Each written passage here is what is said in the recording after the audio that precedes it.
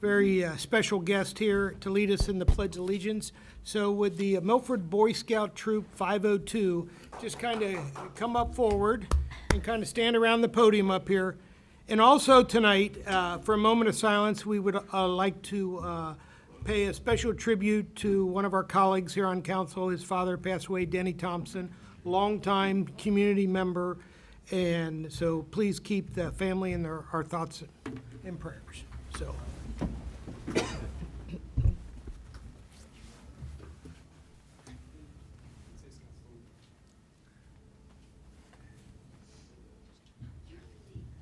Scout salute.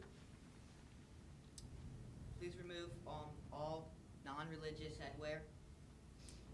On my honor, I will do Pledge of Allegiance.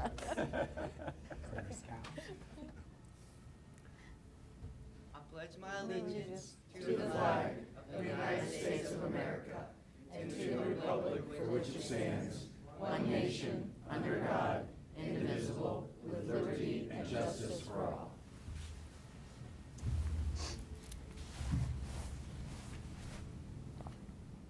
Thank you.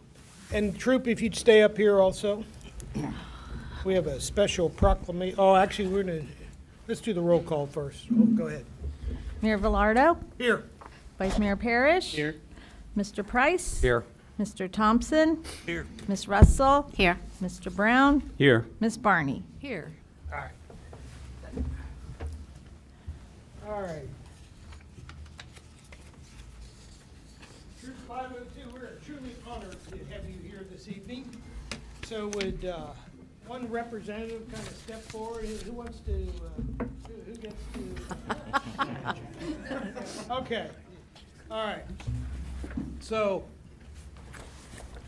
from the City of Milford and the Office of the Mayor, whereas the City of Milford values the troop's role in developing local youth through leadership training, outdoor education, and numerous community service projects over the decades. Troop 502's legacy is as one of the oldest scouting troops in our region.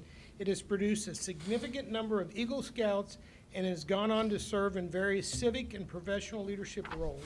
And whereas Troop 502 is a local troop serving the City of Milford, Ohio, as part of the Dan Beard Council, the troop is known for its active community service, including environmental cleanups at the Jim Terrell Park and the development of history trails at the Greater Milford Area Historical Society. So a little bit about that. How many hours did you guys spend cleaning up in bags of garbage? We posted on our Facebook page, but you guys did a phenomenal job. So now therefore, on behalf of all my colleagues on council, I, Ralph J. Villardo, by the virtue and authority vested in me as mayor of the City of Milford, do hereby proclaim this day, February 3rd, 2026, Boy Scout Troop 502 Day here in the City of Milford.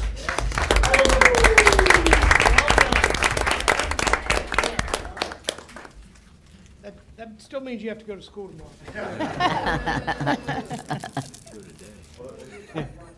I can just say something. I'd just like to thank you guys. Well, here, we come up to the microphone. Please do. No, I just wanted to thank you, the City of Milford, for allowing us and giving us that opportunity. I know that conservation hours are an important requirement for our boys, which are sometimes harder to come by than just service hours. In addition, I know there's going to be several boys that are going to be staying here for this meeting as a requirement for two separate merit badges. So again, thank you for working with us. I appreciate it, and we look forward to partnering with you guys in the future. Well, thank you for all your hard work. Yeah, Thank of course. you. No, we had a good time. It became a competition, to be Oh, honest. very good, yes. Yes. Thank you. Thank you. And I appreciate this. So, yeah. Great. Thank you. All right, now we have another pretty cool event that we get to do, and that's the swearing-in ceremony for our newest member of Parks and Rec. Not a new member, not a new face, but a new member to Parks and Rec. Yeah. I didn't say that.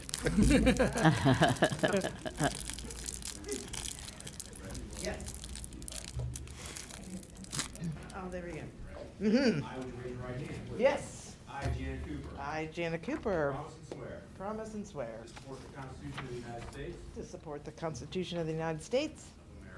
of America, The Constitution of the State of Ohio, Constitution of the State of Ohio, the Charter of the City of Milford. Charter of the City of Milford, Faithfully, faithfully, honestly, honestly, and impartially. and impartially Discharge the duties discharge the duties of Parks and Recreation Commission member Parks and Recreation Commission member to the best of my ability. to the best of my ability. So help me God. So help me God. Janet. You, sir. Yeah. What is today? Okay, thank you, guys. Welcome. Janet, just couldn't stay away, could you? It's like anything else, just sucks you right back in. Kind of like a black. All right, while he's finishing that, can we, proceedings, we need to approve the council meeting proceedings from January 20th, 2026. I'll make a motion to approve those. Second. All those in favor say aye. Aye. Opposed? Passed. All right. And how about financial statements to adopt? Has everyone had a chance to review? We got them a few weeks ago, the December 2025 financial report. Sir. Yeah, I'll move to adopt that report. Second. And can we get a roll call on that, please? Yes. Mr. Parrish? Yes. Mr. Velardo? Yes. Mr. Price? Yes. Mr. Thompson? Yes. Ms. Barney? Yes. Mr. Brown? Yes. Ms. Russell? Yes. All right, moving right along, that takes us to the city manager report. Thank you, Mayor. Provided in everyone's packet is the city manager's report. Just wanted to highlight a few things. Staff has, we've met with the Claremont County Port Authority to discuss several of our economic development projects.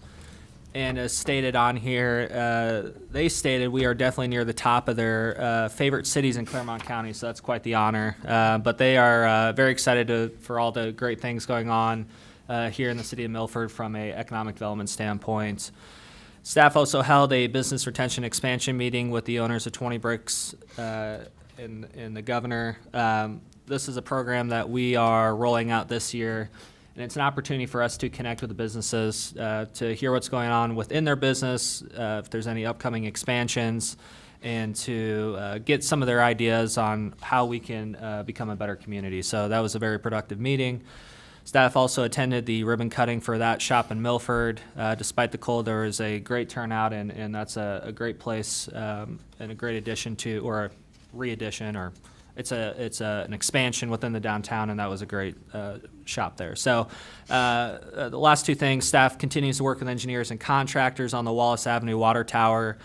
We are still trying to move that timeline up. However, we expect a lot of the steel to be starting to get delivered in April. So there's going to be some sort of road closure for probably 2 to 3 times throughout the next couple months, and we'll communicate that in advance. And then lastly, we hired Libby Rose to be our public information specialist. So Libby will oversee the customer service station, events, as well as our customer service initiatives. And her first day is tomorrow, so we're excited to have her and have her as part of the team. So unless there's any questions, that's all I have. I have a quick question. Can you give an example of a project the Port Authority might help fund? Yeah, there's well, really a million. There's quite a few. If there is a large in scale project, so let's just say there's a $50 million project, the Port Authority has the ability to exempt the sales tax from that project. So let's just say there's $3 million worth of materials that is part of that project. They have the ability to eliminate the sales tax on that. The Port Authority has the ability to purchase land, purchase debt. There's several options. Port Authority, for the most obvious example, the FC Cincinnati project. They hold, they're the actual, on paper, the property owners for that site. So the Port Authority can be leveraged in many areas. Any other questions for Timmy? All right, that brings us to police report. Good evening, Council. I'm still working on my January monthly report, but I wanted to give you a few kudos, if I could, tonight two from last week's snowstorm. First, Sergeant Dennis deployed our drone during the snowstorm in an effort to locate and assist any homeless people living along the river. We didn't find any, but I commend her for going above and beyond. They searched on foot first, but then actually got the drone up just to make sure no one was in the woods during that terrible storm. Same kind of circumstances last week's storm. Officer Eschman, who always goes above and beyond for her senior visit program that we have in partnership with Claremont Senior Services. She did some extra checks last week and even took one of her residents grocery shopping. And the third, I just found out about today, our administrative officer, Jeff Hagee, his hard work on the Ohio Criminal Justice Services grant. Just found out today that we're going to receive $29,123.45 to help offset our expense for our body-worn cameras. Okay. That concludes my report for now. Thank you, Chief. Thank you, Chief. Okay. Police and fire report. We had a very nice ceremony tonight, rededicating the 1945 sea graves that a lot of people have seen around town over the years. They were holding an event tonight, so they are excused. But I would definitely want to give a shout out to the John Sora and his entire family who worked tirelessly to help make that happen. And then Drew and Carrie Strunk, who also contributed greatly in the revitalization and repair to bring the 1945 back to its glory days. So again, that is one of the reasons why they couldn't be here this evening. Which brings us to council comments. I have one. Is this appropriate time?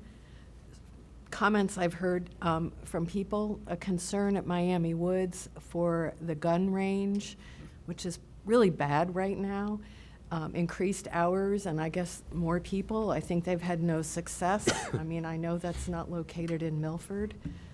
I don't know if that's something for our law director. Is there some It kind is, over the last 25 years, that has been taken up more times than not, as someone who might hear those gunshots quite often. Right, you do, yeah. And Mr. Law Director, do you want to give the legalese on that, basically, that there's nothing we can do about it? No good neighbor policy or anything? Well, I mean, yeah, but it's not enforceable if it's not being, Are they, is that actually in Sims, owned by Indian Hill? my understanding is it was in Indian Hill, but I don't know. It's not in Milford, but I thought it was within the corporation limits of Indian Hill. At least that's what I was informed, but I don't know. Camp Dennison, Sims It's in Camp Township, Dennison. so, Okay. I don't know. So- Okay, but anyway, But yeah, so, you can ask them, the neighbors, I know the neighbors don't like this, but they have private nuisance suits. They can seek legal counsel and attempt to enforce their own private nuisance. Okay. But as a city, no, we don't, unfortunately, there's nothing really we can do. But, yeah, we, over the last, especially last 3 to 5 years, because there has been increase, we met with them, anyone who's on council, I know, came up some years ago, to no avail. So, again, we've kind of exhausted, I think, anything that we are, What was the request that we were trying to get accomplished? for them to When you move met with 100 miles somewhere else. That went on deaf ears. Yeah. But yeah, just to curtail the hour, I mean, you name it, we try. So they were unwilling to curtail their hours? Because their hours are really ridiculous. I looked at them on site, and Yeah. Saturday morning at 9 o'clock, Sunday morning at 9 o'clock. The And- only time they don't use it Yeah. is Friday nights. Yeah. It's obviously worse in on a spring day when the windows are open, things like that, but I'll be honest with you, I've become numb to it. It's, it's kind of like living next to a train or a subway, I guess. Eventually, you just, yeah. Folks can contact Indian Hill or whatever the jurisdiction is and ask them, I but Yeah. think they have. Yeah, well. Not Yeah. a lot of luck, right. Yeah. Okay, I hate to be that guy, but I said I'd ask. yeah. No, like I Fair said, enough.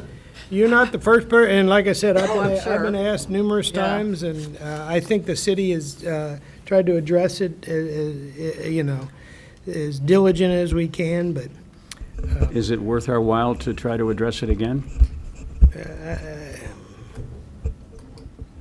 I mean, that was the first comment that, I would say no, but Okay. that doesn't preclude you from trying. I mean, we can try anything, but yeah. It was as recently as were you here yet? I think 2 years ago, roughly, is one of the last times that we sat down with them. I know Mayor Evans was, at the time, heavily involved in it, so sure. It'd probably be a good idea if the new mayor Yeah. got involved. I will recuse myself from that conversation, but, I'll have that conversation, sure. Okay. I don't mind being told no. Well, I know Yeah, that was yeah. to Kathy's point, that was Yeah. the first comment I heard when I went to a meeting at Miami Woods. Sure. It was by far the first and loudest comment that I heard, Yeah, well, with no pun intended there. no pun intended. All right. Any other comments? All right. That, we need to move into the I'd make a committee. motion at this point that we open the committee of the whole. All right. Second. Can we get a roll call on that? Mr. Parrish? Yes. Mr. Velardo? Yes. Mr. Price? Yes. Mr. Thompson? Yes. Ms. Barney? Yes. Mr. Brown? Yes, Ms. Russell? Yes. All right, that called, we need a roll call. Mr. Parrish? Present? Mr. Velardo? Here. Mr. Price? Here.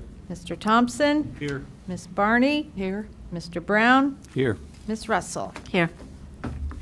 All right, items referred to the committee as a whole. I'm going to turn this over to our esteemed city manager here, and he's got some items to discuss. Yeah, thank you, Mayor. Alrighty, first on the list is this is a recommendation to City Council for property acquisition. Provided in the council packet is the documentation related to issuing notes for the property acquisition and the parcels associated with that property acquisition. At the rear of those documents, you'll see a map of the properties in question. The properties in question pretty much mirror that of Main Street, with one parcel on High Street. This is known amongst most people as the Fountain Specialist site. The city has been working on these parcels for several years, pre-existed my time, to clean it up, find a developer to locate in that space. And we've been unsuccessful with that, and primarily it has to do with the upfront costs in terms of the actual property acquisition as well as the topography of the site. With the city owning these parcels, that gives us more flexibility to facilitate that development. And what we've worked out with the property owner is an agreement on a price. We have internally evaluated options for this property acquisition financially to ensure that it's sustainable for the city. But also there is a big advantage to controlling that property. We can control what goes in there. We can really facilitate that development and ensure that it meets our vision. So my recommendation to council is to allow the city to issue the notes needed for the property acquisition in accordance with the agreement, as well as any of the supplemental or secondary costs, such as the cost of issuance and any needed items that have a monetary value for acquiring the property. Questions? Is there a reason we're not identifying this property He besides just said it was- parcel number? He said it was Fountain That's- Specialist. That's how you identify it, Yeah. is the parcel numbers. Yeah, That's what's within I the mean, I agreement just itself. think it's Fountain Specialists. Yeah. In that block. Yeah. Okay. And I was also, I'm new, so I'm asking a lot of questions, but the financing, it sounds like it will not be a burden to taxpayers because it will not impact the way you're doing that. So the reason we went this route, or I'm making this recommendation, is because instead of writing a check for it, what we effectively are doing is we're paying interest on that principal amount. So it'll be a one-year term. I think it's at a not to exceed 6.5%, but we have to call that in, and there's a process. So it's not a set 6.5% on the interest. We think it'll be sub 6, but we'll have to make that step in terms of calling in the rate to identify that. So instead of writing a big upfront cost, or check rather, what that does is by going this route, we can just simply pay the interest. So instead of paying $1.2 million, we'll pay not to exceed $72,000 a year. Still have all the benefits of controlling the land, but once again, we're not writing that upfront cost or that upfront check, which mitigates the impact to our budget. And I believe, what was the initial, the rough, or out-of-pocket right at closing? It's under 20,000. Our cost of issuance is Yeah. about 17,000. We built in a little bit of a buffer as there could be such thing as the title search. Right now, we have written into the agreement that the property owner pays for the survey of the property to ensure that that's just proper due diligence. So in the event that for whatever reason they negotiated, which I'm not agreeing to, I would push back. That's an additional, say, $7,000. So it's giving us some flexibility to execute this. And to be clear, this is for the purchase, but any development would go through the public channels, like Planning Commission. Correct. Correct. And as someone who has lived in this community all my life, and I think it's the number one question you get when people talk about Main Street is, when is the city going to help, fix up that property? They've done so many things, so this is obviously a first step to accomplishing that. I certainly applaud our staff for working so hard behind the scenes to make sure that they were be able to negotiate a favorable deal for this community. And I think it's going to truly, exceed all our expectations and everything. And to your point, there will be a lot of public input. There will be a lot of public input of what's going to go there, what people are going to want to see. So this is obviously just the first step. Would anyone like to entertain a motion? I would recommend that the law director draft an ordinance allowing the city manager to enter into an agreement for the purchase of the property with parcel numbers of 210710A039E, 210710A39B, 210710A039A, 210710A035B, 210710A031C, 210710A031A, and 210731B036A. Second. Mr. Brown? Yes. Ms. Barney? Yes. Ms. Russell? Yes. Mr. Parrish? Yes. Mr. Velardo? Yes. Mr. Thompson? Yes. Mr. Price? Yes. Thank you. Alrighty, moving on to the Capital Electric intersection enhancements at US 50 and State Route 131. The city has experienced significant issues with this intersection. The intersection controls itself. A lot of the issues take place when an emergency vehicle passes through the intersection, and it doesn't reset. It will just stay red or yellow. There's significant issues, not only with the lights, but also, of course, from a safety standpoint. In order to ensure that we're staying up to date with the safety concerns and ensuring that we have adequate technology on the stoplights, we've received a quote for the improvements at the intersection, which is provided in the packet. So due to this being above my spending limit, I'm asking for council to approve this so we can get this fixed immediately. So I drive through this intersection every day. So this is this solely to address the issues when emergency vehicles go through? Will this also address like those times when it's rush hour and 4 cars make it through the light and it changes? It's going to Yeah. address that as well? Yeah, so one of the issues is that particular intersection is very routine, to the point in which I think it's like 6 o'clock every day. Mark, maybe even or Ralph, but 6 o'clock or every day at it's always green, and it doesn't evaluate. It's not like a smart traffic signal. So this will help clean up some of those issues that we're having, where it's backed all the way up to the parkway, and there's no cars coming the other direction, but it's red because it's just not identifying those issues. So that will clean up with some of the efficiency behind that. Kind of does skip over like the turn signal, left turn a lot of times. Yeah, and we're out there doing maintenance on this all the time, resetting it. In fact, we had to utilize one of the police officers this week to reset that because we just couldn't get them in fast enough, but it has caused significant issues. Yeah, anyone who's ever been through, to your point, Mr. Parrish, that anyone who's been through that intersection at time, it's a vital clog that happens from time to time, so. Unless anybody has any additional questions, I would happily recommend that the law director draft an ordinance allowing the city manager to engage with Capital Electric for the intersection enhancements at the intersection of US 50 and State Route 131. Second. Mr. Thompson? Yes. Mr. Parrish? Yes.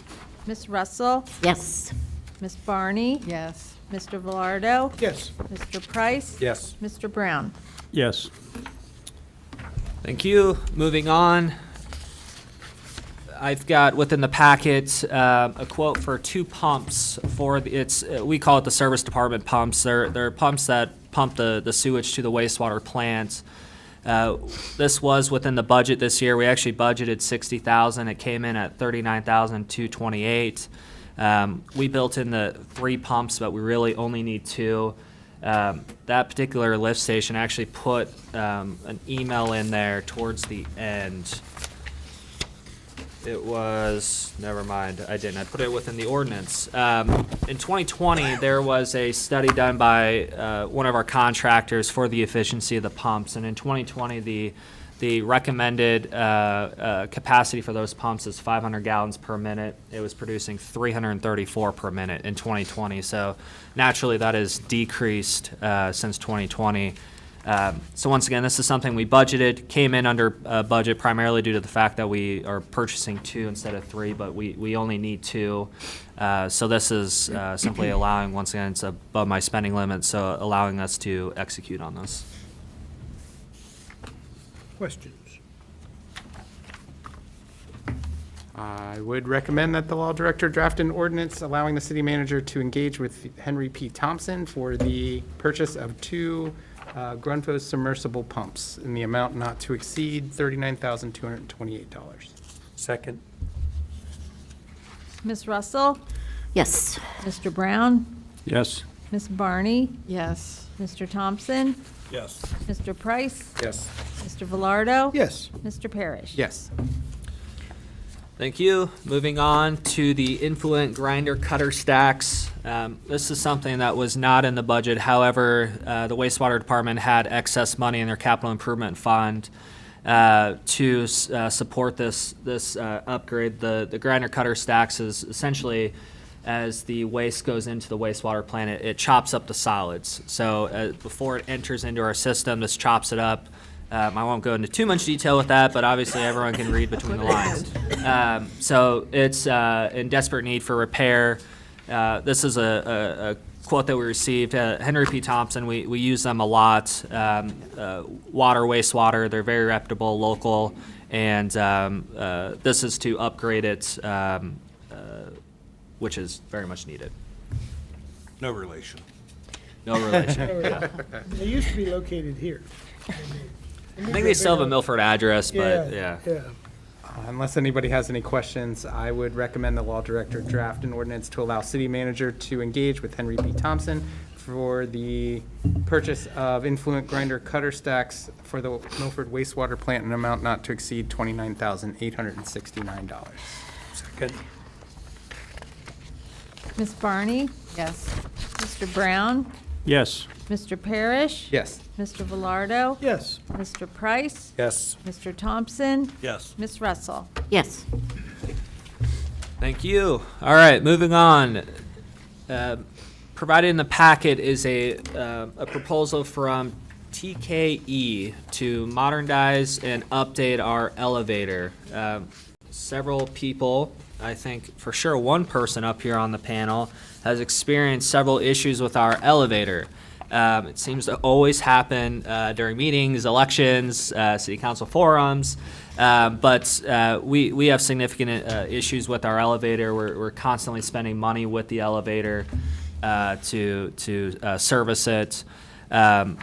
What this proposal does is it not only updates it, but ensures that it operates efficiently and effectively. There's obviously a safety issue with that. There's an ADA compliance issue with that. This is something that we feel is absolutely needed and was something we tried to get in towards the end of last year. I just simply didn't get the proposal. So this is a proposal to modernize it and improve the operational efficiency and further the safety priority that we have here at City Hall. And just due to my consistency of when it's this high of a price tag, have we looked at other companies, or is this the only one who was able to give us a bid on this? Yeah, so this is the only company that's given us a bid. They do, once again, our regular maintenance. There's not a lot of elevator companies out there, quite frankly, and part of our charter allows for us, when it comes to professional services, to avoid that in emergency reasons, which is within the ordinance itself. Once again, there's a safety component and ADA compliance component that we believe is sufficient to satisfy the emergency requirements. Do I remember hearing about $100,000 kicked around a long time ago for repairs? I'm saying it's even less than that. Yeah, I don't know that for a fact. I don't know that for a fact. I know we spend on a very regular basis a lot of money for them to come in and try to fix that elevator. It's an old elevator, it just is. They're refurbishing mostly, and some new parts. There's going to be a lot of new components to that elevator. Like the shaft and the car are. That will stay, is my Okay, understanding. okay. Yeah. Now the car itself, or the actual elevator, we'll call it room. Okay, yeah. That's one of the things that I think will be next for council to consider. Is it's a black box, and it's hideous. It's scary. I think it would be a great opportunity for us to put some marketing material in there in terms of a wrap to show and highlight our great city. So if it's You pictures, just want to show a loop of your video Yeah. while you're Yeah. stuck in the Yeah. Yeah. They couldn't wait to get off. But nonetheless, that would be phase 2 of that elevator upgrade. But this is a lot of the mechanicals and ensuring the electrical especially is upgraded and the electrical room itself, ensuring all those components are upgraded. But it won't happen before the election, but that doesn't matter so much now because you've moved that upstairs. Bingo. Okay. Bingo. But obviously, the rest of City Hall on a day-to-day basis, Right, needs it's it. important to have the elevator. The police department's down here. There's consistent flow on the main level to come down here. It's important to have that. You know, I think it's long, I mean, we've Long talked overdue. about this for years, and, Is this more than a Band-Aid? yes. Yes. Okay, Yeah. okay. Yeah. Yeah. Yeah. Yeah, and that's all we've done, to your Before. point, is some Band-Aid work. And How old is that elevator? how old this, we've been in here for, we just paid off that it was 30 years? Is it going on 30 years? Oh, Yeah, at least. yeah. Yeah, because it'd have been 90, 98, 99, something like that. Well, it said there was a 1-year warranty. Is that just on the work, or is that for it working? That doesn't seem long. I That would misread be on that? the upgrades themselves. Okay, Yeah. okay. But they're also the Parts. maintenance company. Correct. Okay. Sorry, I promise you, I'm not. What I'm trying to do is find the City Hall, which was 2007. Oh, Okay. okay. Yeah, I'm sorry. I was somewhat time I know. multitasking. I hear you. Unless anyone has any additional questions, I would recommend that the law director draft an ordinance allowing the city manager to engage with TKE for the modernization and safety upgrades for the city hall elevator. Second. Mr. Brown? Yes. Ms. Russell? Yes. Mr. Parrish? Yes. Mr. Velardo? Yes. Mr. Price? Yes. Mr. Thompson? Yes. Ms. Barney? Yes. Thank you, and I'll say that City Hall, that was just when we issued debt. So Yeah, yeah, it was before that. It was somewhere around 2000, 99, 2000, so. Alrighty, moving on. Next in the packet is a Western 8-foot Pro plow. Last year, the city purchased the utility truck for the service department. Due to it exceeding what we budgeted, we cut out the plow. However, we still need the plow, but for budgetary reasons, we just simply couldn't afford it last year. So this was something that was worked into the budget. This was a little bit higher, about $1,500 higher than what we budgeted. We still have enough money within the funds to pay for this, but it's absolutely essential for us to have that plow as once we get that new truck and cycle out the old one, if we do not purchase the plow, will be one less plow on the road. So it's important to purchase this and get this installed. And once again, this was budgeted. Unless anybody has any questions. And quick shout out to the folks that are going to be out on the streets and, keeping those clean. So I think this is really important. But I would absolutely recommend that the law director draft an ordinance allowing the city manager to engage with KE Rose Company for the purchase of a Western 8-foot snow plow in the amount not to exceed $9,195. Second. Mr. Parrish? Yes. Mr. Velardo? Yes. Mr. Price? Yes. Mr. Thompson? Yes. Ms. Barney? Yes. Mr. Brown? Yes. Ms. Russell? Yes. Thank you. Moving on is the purchase for 2 lawnmowers within, specifically for the parks. This was also budgeted. This came in about 100 or 200 less than what was on the capital list. As part of our regular maintenance rotation, our regular rotation for the vehicles. This aligns with what is needed in the Parks Department. So I just need council's approval as this is over my spending limit. This is part of an equipment replacement cycle. Bingo. Can we start kind of listing these similar to the way the police department does with their cruisers, just so that we can kind of see what this cycle actually looks like? And unless anybody has any questions other than that, I would recommend that the law director draft an ordinance allowing the city manager to engage with Claremont County Equipment for the purchase of 2 Exmark Laser Z-Series mowers in an amount not to exceed $28,398. Second. Mr. Thompson? Yes. Mr. Parrish? Yes. Mr. Velardo? Yes. Ms. Barney? Yes. Mr. Brown? Yes. Ms. Russell? Yes. Mr. Price? Yes. If council will just give me to the end of the week, I'll make sure to send that out so everyone's aware of what that mower replacement schedule looks like. Thank you. Alrighty, next, one of my favorite ones for the I think we night. should table After a tough bargain here, we came to an agreement with our law director. I will say that in my short time here, and I won't say too much because I know Brian blushes and he doesn't like a lot of nice things about him said and publicly, but Hardly said. Brian has, since I've been here, been an excellent law director. He's been there when we needed him. If he's not the guy, he can pass this along to the right person. That's the perks of being part of a firm that has a lot of attorneys. But when it comes to general government law and moving the needle, pushing the ball forward, Brian has stepped up and has done a phenomenal job. So my recommendation to council and why this came up is last year, in 24, there was an ordinance, actually passed the meeting I was hired. I think my ordinance was first, but who's paying attention? To set that compensation, and that was, compensation was January 1 through December 31. So this is simply re-upping it to ensure that we can pay our law director. Amen. I don't know if there's anything I missed out of that. It's the same rate, just, It is, yeah. there's no change in rate. Unless anyone has any questions, I would recommend that the law director draft an ordinance reappointing the law director and providing for his own compensation. And I just want to say, as a new council person, he's been extremely helpful in answering a billion questions. You're here. And open. Thank you.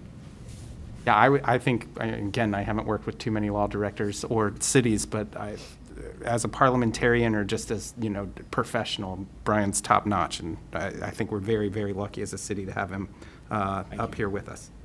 You're making him blush now. Hey, you are, yeah. But I'm trying to get him to reduce the rate Yeah, I that's know, on. yeah. That's not gonna Graham, happen. that's gonna happen, no. Send my accounting people, and You gotta- they'll try to go the If other we way. talk for him 6 minutes, because then we get charged, so, yeah. But no, I would absolutely recommend that he draft the ordinance reappointing the law director and providing his compensation. Second. Ms. Russell? Yes. Mr. Brown? Yes. Ms. Barney? Yes. Mr. Thompson? Yes. Mr. Price? Yes. Mr. Velardo? Yes. Mr. Parrish? Yes. Thank you. And last, before I turn it back over to the mayor, is the Claremont County Park District grant. Last year, we applied for this grant for the 5 Points irrigation system, and we were awarded $20,000. So how this works is the Claremont County Park District has a levy, and part of the levy was what they promised was out of a grant program. It's $100,000 a year is what they give out to municipalities within the Claremont County. Although it's in a grand scheme of things a smaller amount, it's still very helpful to have some additional grant funds to offset some of our costs. Within the budget itself is the pickleball courts, and we applied for state funding for those pickleball courts. We should know sometime around the June-July timeframe whether or not we got the $200,000 we applied for. However, there's still a gap in the total capital stack for funding both pickleball courts, both at Riverside 2 and Sem Villa. This is one of the areas that I would like to apply for to fill that gap, and there should be maybe a $15,000 gap difference, and would take that out of the capital fund. But it's really a very simple. You apply for the grant, and I've met with them. They certainly understand the need for pickleball courts in Milford, and they've been a supportive partner in our parks. And this is simply allowing for the city manager to apply for that grant funding. And this is specifically applying for funding specific to pickleball courts, correct? Correct. It's a resolution, not an ordinance that's needed for this? Correct. Yeah, all it is it's a resolution basically supporting my efforts to apply for the grant. Although I'm not a big fan of pickleball, I'm a big fan of all things Milford, so I would make a recommendation that the law director draft a resolution to allow the city manager to apply for the Claremont County Park District grant pickleball courts. Second. Mr. Thompson? Yes. Ms. Russell? Yes. Mr. Parrish? Yes. Mr. Price? Yes. Ms. Barney? Yes. Mr. Brown? Yes. Mr. Velardo? Yes. All right, thank you there. You all good? All right. All good, thank you. Okay, our last regular item on our committee as a whole. Last meeting, we voted to amend our rules, and the fine esteemed law director has provided us with a clean copy.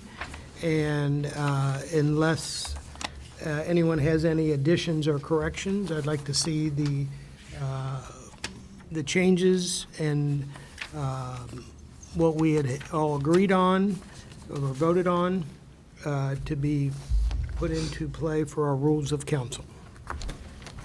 I would recommend that the law director draft a resolution amending the rules of council as written, and the information in the packet. Second. Ms. Barney? Yes. Mr. Parrish? Yes. Mr. Velardo? Yes. Mr. Price? Yes. Mr. Thompson? Yes. Mr. Brown? Yes. Ms. Russell? Yes. Thank you. And that brings us to our public comment section of the open forum. Is anyone in council or here tonight wish to address council? Please step to the podium, state your name for the record.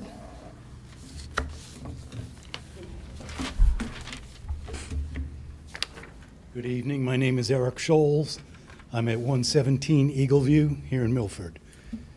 My question is in regards to the purchase of the 7 parcels. Ben, you said it was an interest-only loan for a year. Correct. What happens after that year? Depends. If the property is sold, then we would determine how to pay on that that principal amount. If we didn't sell it, for example, we'd just roll it over another year and pay the interest on the note itself. At some point, will the citizens of Milford be responsible for that loan? So what we have the ability to do, it can roll over for up to 30 years is what's written into the issuance itself. The whole goal is to redevelop that property. So the point is to have someone else pay that principal amount. So that is not the goal for the city of Milford residents to pay on that principal amount. No doubt, we'd like to see those buildings torn down, repaired, whatever. Is that the intention? If we buy that property, does it stay as is? Or does it get ripped down, or? The city of Milford plans on applying for state funding for the demolition of those buildings. We've been working with the Claremont County Land Bank to cover those costs. We think it'll be about $150,000 to tear down those buildings. So that will be something that we try to leverage outside funding for. Fair enough. All my questions. Thank you.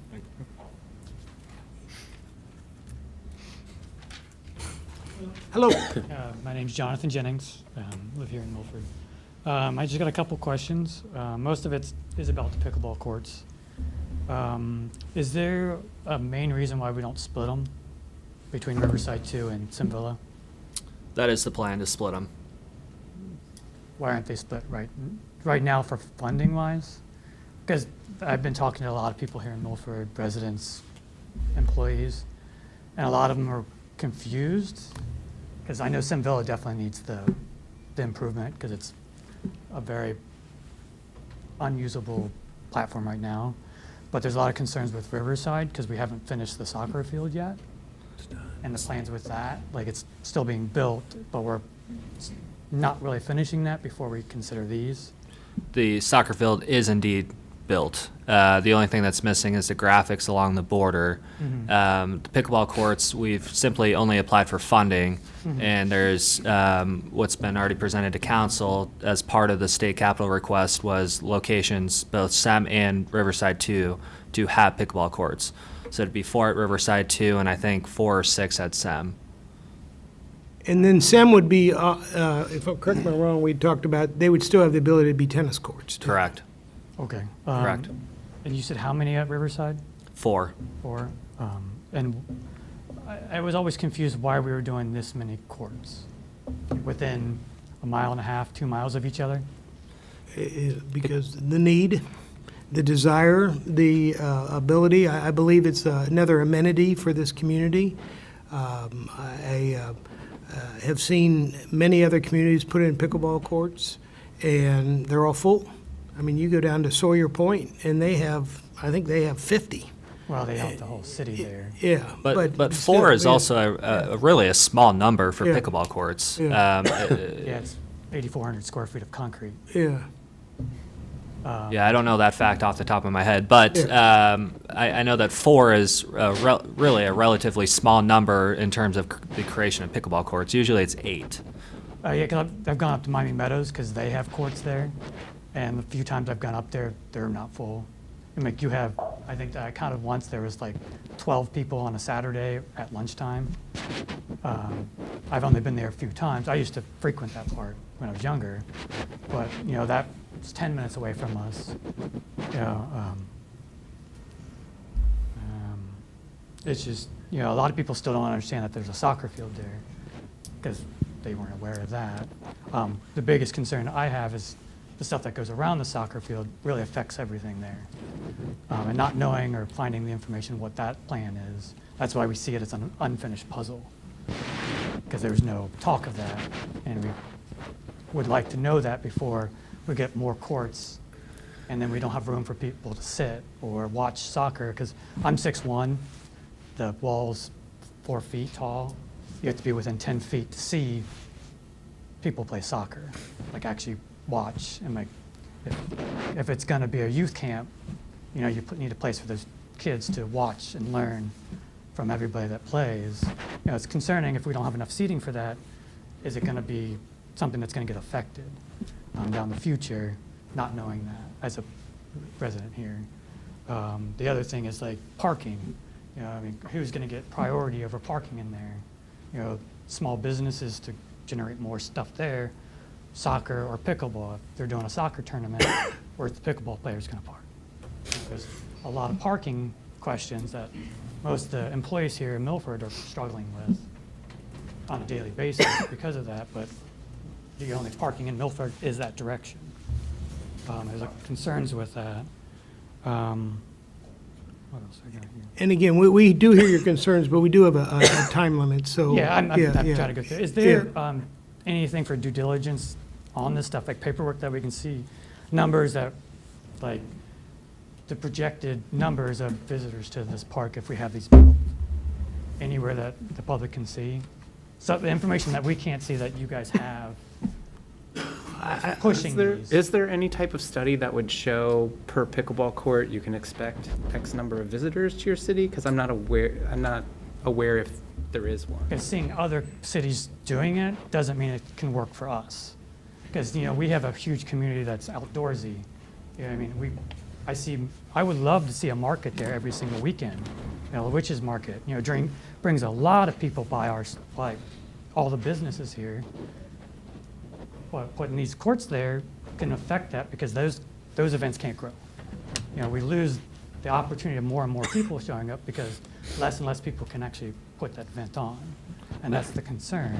I think one of the key so as it relates to the study, we haven't completed any study. I mean, I would do a simple Google search, and I'm sure we could find tons of information on that.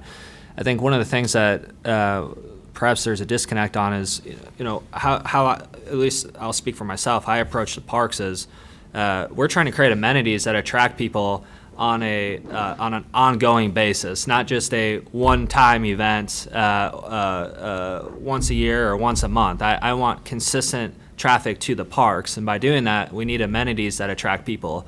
Pickleball is the fastest growing sport. There is an enormous amount of people that play pickleball. In this area, across the United States, people rave over pickleball courts. So that is a very easy amenity to add to parks to attract people. In terms of the parking, we have parking. We don't have the playground gets first right on that parking. It's whoever shows up at public parking, just like any other public parking. So, I think it's only in our best interest to create amenities or offer or establish amenities within the parks that attract people. Well, but in terms of the events, there's other parks outside of Riverside too that have events. We have 5 Points, a ton of events. The Farmers Market is at 5 Points. So we've got several parks that have that space for events. And thank you for your time. You've exceeded your time, I'm sorry. All right. Thank you very much. Thank you very much. Just on the documentation, are you Yeah. going to do a study? Because I'd like to see that so I can learn from it. That's my only question. So I know how many people that are planning to come to play this sport compared to what we already have. Because, I watched your Thank you videos for your about concerns. Thank you. Economical Thank you. development, and I would like to take care of what Milford has now. Lose it. Thank you. Do we have a plan for where those courts go, or is that still in process? I mean, it's still in the process, but the plan is for it to be directly across from the mini pitch within that area. At Riverside too.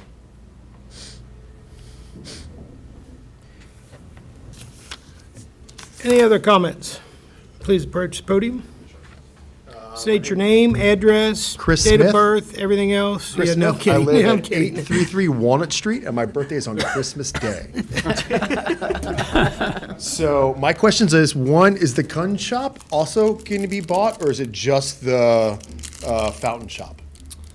The gun shop would be part of that acquisition, correct? Yeah. Yep. And my other question is, so with the lights at the intersection, it's already, are you guys going to put in more weighted stuff, or is it just a new program you're going to make so it's better for traffic?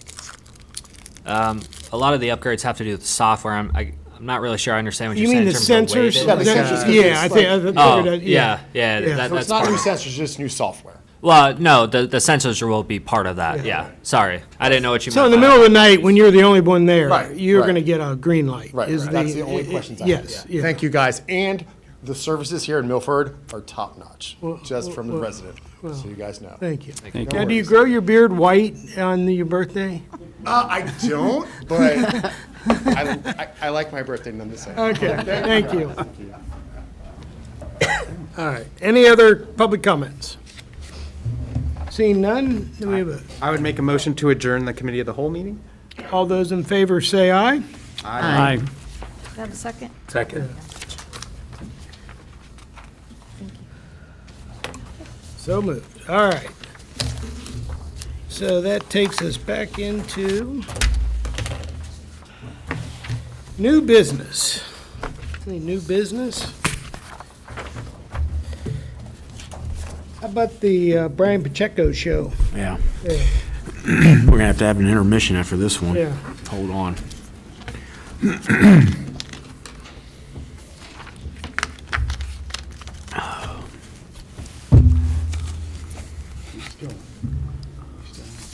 All right. Ordinance number 26-431, an ordinance providing for the issuance of bond anticipation notes in one or more series in an aggregate principal amount not to exceed $1,250,000 by the City of Milford, Claremont County, Ohio, in anticipation of the issuance of bonds for the purpose of acquiring real property within the city, and further authorizing the acquisition of property through the execution of a purchase and sale contract.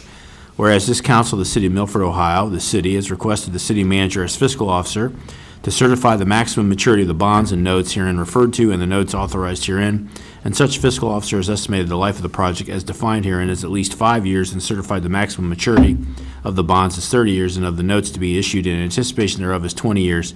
And whereas subject to certain conditions precedent and acceptable due diligence, the owners of the following parcels have agreed to sell such parcels as well as the accompanying structures and improvements thereon to, and the parcels are all here. Mr. Parrish already read them all. Whereas this council has determined that it is necessary to acquire the parcels in order to provide for the acquisition and development of such property, and whereas the property owners of the parcel shall be responsible for all costs associated with Phase 1 and, if necessary, Phase 2 environmental site assessments, and further, in the event that any environmental site assessment reveals conditions detrimental to the acquisition of one or more parcels, the city and the property owner shall mutually determine the continued feasibility of the proposed acquisition. And whereas pursuant to Article 8, Section 13 of the Ohio Constitution and Chapter 133 of the Ohio Revised Code, the city desires to provide for the issuance of taxable real property acquisition bond anticipation notes, Series 2026A, non-tax revenue notes in one or more series and in an aggregate principal amount not to exceed $1,250,000, collectively the notes, in order to acquire the project. And whereas the city expects to pay debt service on the notes from non-tax revenues of the city, including without limitation sale proceeds from the sale of the project, if the city determines to utilize sale proceeds of the project in this manner. And whereas the city council desires to utilize the proceeds of the notes to acquire the parcels provided certain conditions with the purchase and sale contract are satisfied. Now therefore be it ordained by the council of the City of Milford, Claremont County, Ohio, majority of the members elected thereto concurring. Section 1, that it is hereby declared necessary to issue bonds of the city under the provisions of the Uniform Public Securities Law of the Ohio Revised Code in an amount not to exceed $1,250,000 for the purpose of permanently financing the acquisition of the project. Section 2, that such bonds shall be dated approximately March 1, 2027, shall bear interest at the rate of approximately 7.5% per annum, and shall mature in substantially equal annual installments for no more than 30 days after their issuance. Section 3, that it is hereby determined that the notes in a principal amount not to exceed $1,250,000 shall be issued in anticipation of the bonds referenced in Section 2 hereof. The notes shall bear interest at a rate to be determined by the city manager and the director of finance in the certificate of award, which certificate of award is hereby authorized without further action by this council. The certificate of award shall be executed by the city manager and the director of finance or her respective authorized designee in the event the city manager or the director of finance is unavailable to execute the certificate of award. The certificate of award shall be incorporated herein by reference and made a part hereof. The certificate of award may modify terms and conditions of this ordinance, provided such modifications are consistent with the purpose of this ordinance and are in the best interest of the city as determined in the sole discretion of the city manager and director of finance, which determination shall be conclusively evidenced by the execution of the certificate of award. In addition, the city manager and the director of finance individually or together are hereby authorized to take the necessary actions in order to execute the requisite closing agreement, note purchase contract, certificates and/or documents necessary to provide for the sale, issuance, and delivery of the notes in a timely and efficient manner, and further, to the extent that it is deemed necessary by law by bond counsel, and/or the law director, the mayor, the law director, and the clerk of council are also hereby authorized to take any necessary actions in order to provide for the issuance, sale, and delivery of the notes in a timely and efficient manner, provided that any such action shall not be contrary to applicable law. The certificate of award shall provide for the award of specific matters in connection with the sale, issuance, and delivery of the notes, including without limitation the final principal amount of the notes, the issuance date and the maturity date of the notes, redemption information, denominations, paying agent and registrar information, interest rate information, series designations, other information identified in sections 133.22 and/or 133.23 of the Ohio Revised Code, and similar information necessary to effectuate the sale, issuance, and delivery of the notes. The certificate of award may be amended if necessary. The certificate of award may be certified to the county auditor. The notes may be sold as hereinafter provided in such amounts and as denominations as may be requested by the purchaser. Section 4, that the notes shall be executed by the city manager and the director of finance, either of which, but not both, signatures may be by facsimile and may, but shall not be required to bear the seal of the city.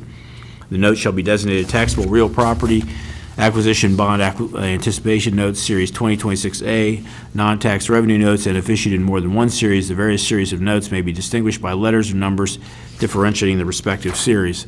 The notes shall be payable at such bank or financial institution set forth in the certificate of award, or the notes may be payable at the designated offices of the city if provided for in the certificate of award. If necessary, the notes may be consolidated with one or more series of issue of bond anticipation notes pursuant to Section 133.30 of the Ohio Revised Code and collectively designated taxable real property acquisition bond anticipation notes, Series 2026 non-tax revenue notes. The notes shall express upon their face the purpose for which they are issued, and they are issued in pursuance to this ordinance. Section 5, that unless another underwriter or financial institution is specified in the certificate of award, the note shall be sold to Key Bank Capital Markets, the underwriter, and such note shall be awarded in accordance with the underwriter's offer to purchase such notes as set forth in the certificate of award and the note purchase agreement. The underwriter may serve as the underwriter for the notes or as the placement agent for the notes.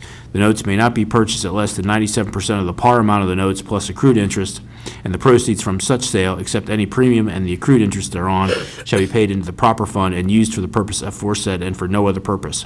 Alternatively, the city may elect to utilize a competitive bidding process involving underwriting firms or financial institutions for the sale of the notes, or privately negotiate with an underwriting firm or a financial institution for the sale of the notes, as well as provided in the certificate of award. Section 6, that the note shall be payable from the revenues consisting of non-tax revenues of the city, which revenues are hereby pledged for the prompt payment of the same.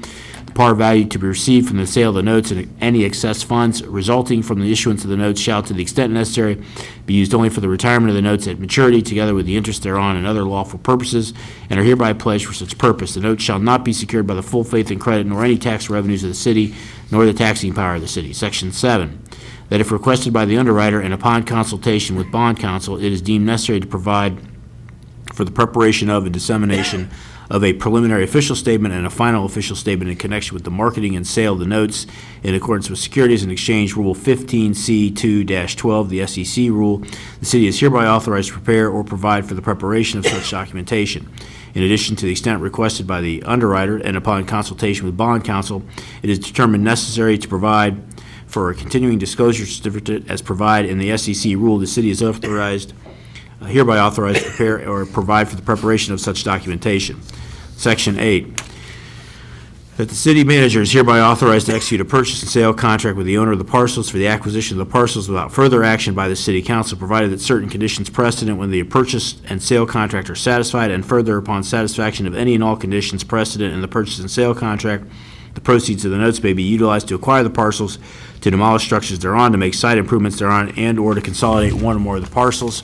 The city law director shall review the purchase and sale contract prior to its execution. Section 9, the city manager is hereby authorized to pay costs of issuance relating to the issuance of the notes and acquisition costs relating to the acquisition of the parcels in an amount not to exceed $50,000 from legally available funds of the city or from proceeds of the note as determined by the city manager. Section 10, that Dinsmore and Scholl LLP is hereby retained as bond counsel in connection with the sale, issuance, and delivery of the notes. Section 11, that it is found and determined that all formal actions of this council concerning and relating to the passage of this ordinance were passed in an open meeting of this council, and that all deliberations of this council and any of its committees and that resulted in such formal action where meetings open to the public in compliance with all legal requirements, including Section 121.22 of the Ohio Revised Code and the rules of this council passed in accordance therewith. Section 12, that the clerk of council may forward a certified copy of this ordinance to the county auditor of Claremont County, Ohio. Section 13, that under in accordance with sections 12.05 and 12.07 of the Milford City Charter, this ordinance shall become effective immediately upon its passage by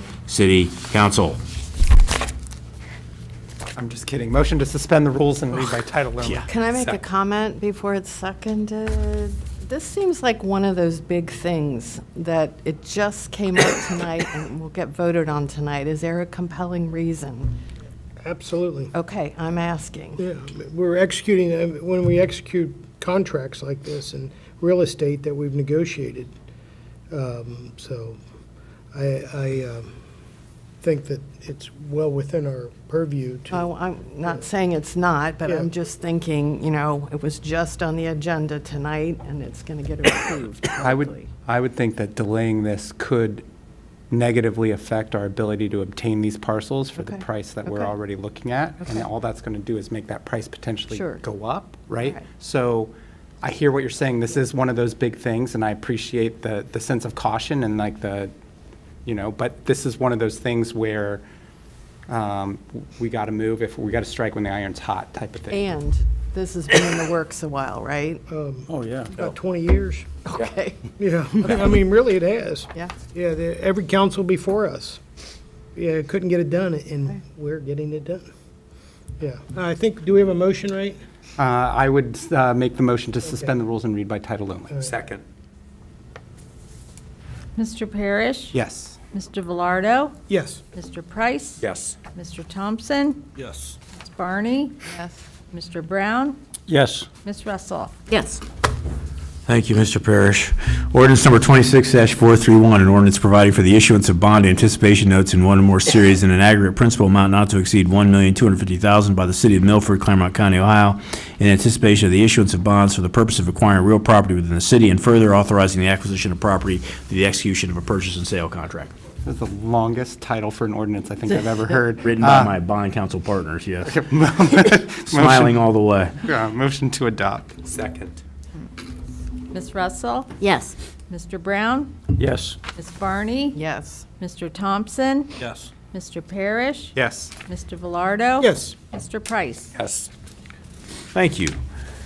Now, ones that I write. Ordinance number 26-432, an ordinance authorizing city manager to enter an agreement with Capital Electric for the safety and modernization upgrades to the traffic signals at the center section of US 50 and State Route 131. Whereas the city of Milford has experienced continuous safety hazards and operational failures with the traffic signals located at the intersection of US 50 and State Route 131. And whereas the city of Milford is needing to upgrade the traffic light system to provide consistent performance of the traffic lights and further promote safety measures of the city. And whereas the city staff has identified Capital Electric as the most cost-effective provider, noting its established track record of reliability and service to the city. Now therefore be it ordained by the Council of the Municipality of Milford, Ohio, Section 1. City manager is hereby authorized to engage with Capital Electric for professional expert personal services for the safety and modernization upgrades for the traffic signal system at the intersection of US 50 and State Route 131 at a cost not to exceed $59,040 per the attached quote. The quote is attached and fully incorporated by reference under and in accordance with Section 12.03 of the Milford City Charter. Competitive bidding is not required under Section 11.09 of the City Charter because such purchase is for professional and expert personal services necessary for the safety and modernization upgrades noted above. Section 2, under and in accordance with Sections 12.05 and 12.07 of the Milford City Charter, this ordinance shall be effective immediately upon its passage by City Council. Motion to suspend the rules and read by title only. Second. Mr. Velardo? Yes. Mr. Parrish? Yes. Mr. Price? Yes. Ms. Barney? Yes. Mr. Brown? Yes. Ms. Russell? Yes. Mr. Thompson? Yes. Ordinance number 26-432, an ordinance authorizing city manager to enter into an agreement with Capital Electric for the safety and modernization upgrades to the traffic signals at the intersection of US 50 and State Route 131. Motion to adopt. Second. Mr. Velardo? Yes. Mr. Price? Yes. Mr. Parrish? Yes. Mr. Thompson? Yes. Ms. Barney? Yes. Ms. Russell? Yes. Mr. Brown? Yes. Ordinance number 26-433, an ordinance authorizing city manager to authorize the purchase of 2 Ibarra replacement pumps from Henry P. Thompson. Whereas the city of Milford conducted a study of the pumps in 2020 that reflect an output of 334 GPM with the recommended rate of 500 GPM. Whereas like all mechanical components, these units experience significant wear and tear over time, resulting in reduced operational efficiency. And whereas city staff obtained competitive quotes and determined that Henry P. Thompson provided the most cost-effective proposal and has a proven track record of reliability within the city of Milford.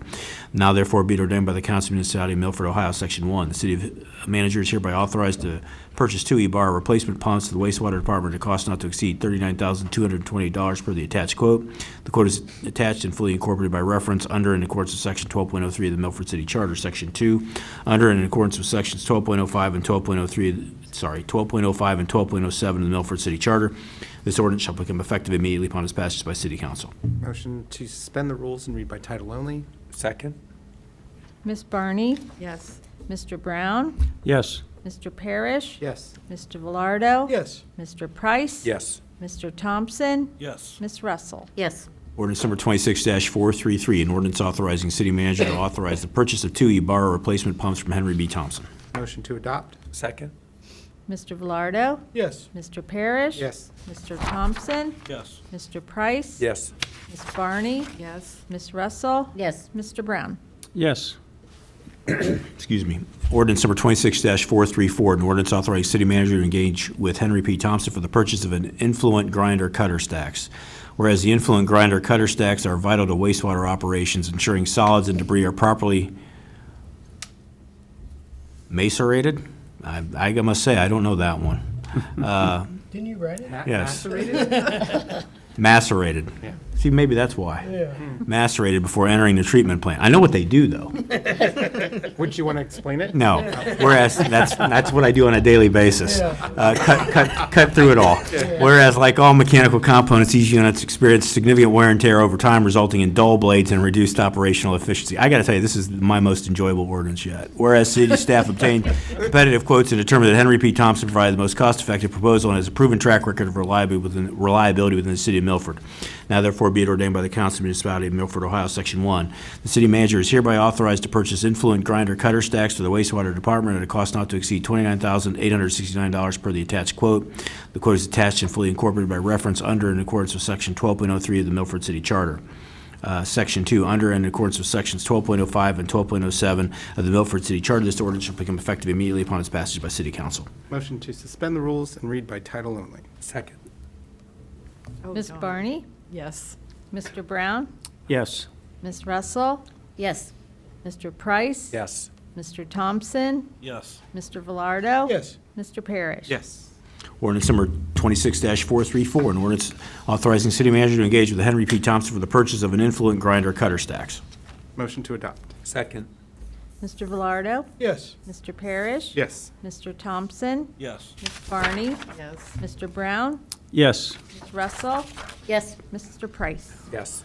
Ordinance number 26-435, an ordinance authorizing city manager to enter an agreement with TKE for safety and modernization upgrades to the City Hall elevator. Whereas the City of Milford has experienced continuous safety hazards and operational failures with the elevator located at the City Administration Building, and whereas the City of Milford is needing to upgrade the elevator to provide consistent performance of the elevator and comply with the ADA compliance measures, and whereas city staff has identified TKE as the most cost-effective provider, noting its established track record of reliability and service to the community. Now therefore be it ordained by the Council of the Municipality of Milford, Ohio, Section 1. The city manager is hereby authorized to engage TKE for professional expert personal services concerning the safety and modernization upgrades for the City Hall elevator at a cost not to exceed $89,511.84 per the attached quote. The quote is attached and fully incorporated by reference under and in accordance with Section 12.03 of the Milford City Charter. Competitive bidding is not required under Section 11.09 of the City Charter because this purchase is for professional or expert personal services necessary to upgrade the City Hall and to remedy a real and present emergency to address elevator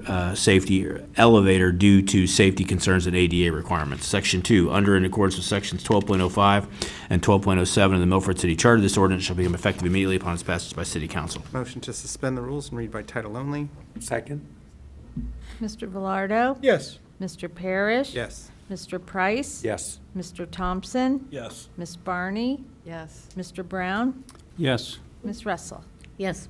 Ordinance number 26-435, an ordinance authorizing the city manager to enter into an agreement with TKE for safety and modernization upgrades to City Hall elevator. Motion to adopt. Second.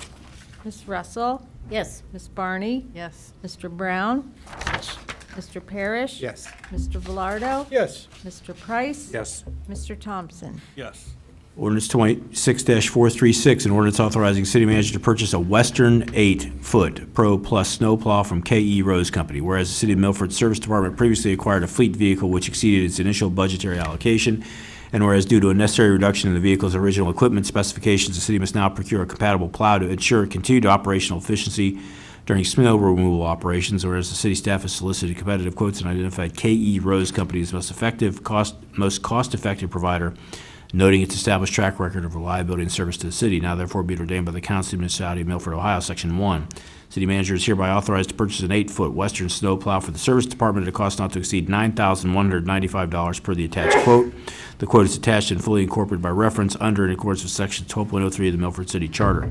Section 2, under and in accordance with Sections 12.05 and 12.07 of the Milford City Charter, this ordinance shall become effective immediately upon its passage by City Council. Motion to suspend the rules and read by title only. Second. Mr. Velardo? Yes. Mr. Parrish? Yes. Mr. Price? Yes. Mr. Thompson? Yes. Ms. Barney? Yes. Mr. Brown? Yes. Ms. Russell? Yes. Ordinance number 26-436, bless you.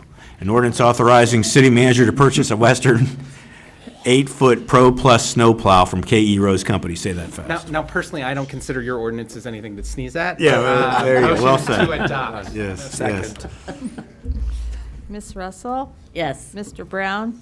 Yes. Ms. Barney? Yes. Mr. Thompson? Yes. Mr. Price? Yes. Mr. Parrish? Yes. Mr. Velardo? Yes. All right, moving on.